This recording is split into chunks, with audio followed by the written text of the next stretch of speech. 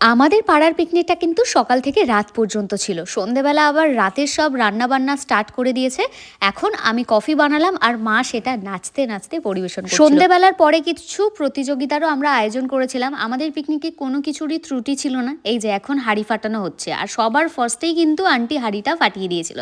জার্সিকেও বাবা কিছু সময়ের জন্য এনেছিল। আমাদের সাথে সাথে কিন্তু জার্সিও আমাদের পিকনিকটা ভীষণভাবে এনজয় করছিল। এবার এসছে আমার হাঁড়ি ভাঙার পালা। আর আমি কি করেছি জানো?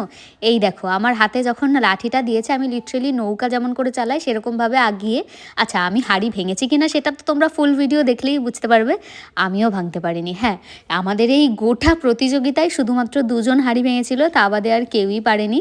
তারপর আসছিল পাড়ার আরও একটা বউয়ের পালা, সেও পারেনি। স্নেহা তো আর তারপর নেক্সট প্রতিযোগিতা হলো আমাদের মিউজিক্যাল বল। সেখানে বল আমাদের জোটেনি, আমার মাফলারটাকেই বল বানিয়ে নিয়েছি। তারপর আমরা সবাই মিলে পাগলপান্তি স্টার্ট করে দিলাম। সবাই ভীষণ এনজয় করেছে আর সবাই নেচেছে, দেখতেই পাচ্ছ কেউ কিন্তু বাদ নেই। যে যা বাকি ছিল আমরা তাদেরকেও কিন্তু নাচিয়েছি। এই যে এখন আমার মা আর বাবা পিকনিক সেরে বাড়ি চলে যাচ্ছে, তাই বাবা দেখো স্ক্রিনের দিকে তাকেই টাটা বলে দিল। যাওয়ার আগে বাবা একটু মাকে নিয়ে গেল ডান্স করাবে বলে। তারপর এই যে মা আর বাবা এখন বেরিয়ে গেল। তারপর চলে আসলো গোপাল কাকুর ডান্স, আর গোপাল কাকু তো হেভি ডান্স করেছে, আমাদের পাড়ার অমিতাভ বচ্চন বলতে পারো।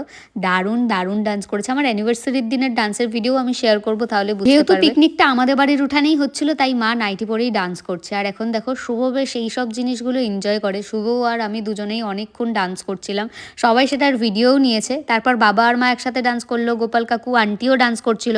এখন আমাদের রাতের ডিনারের পালা। রাতের ডিনারে ছিল সাদা ভাত আর দুপুরের বেঁচে যাওয়া খাবার, তার সাথে আলুর চোখা। চলো দেখা হবে নেক্সট ভিডিওতে, টাটা।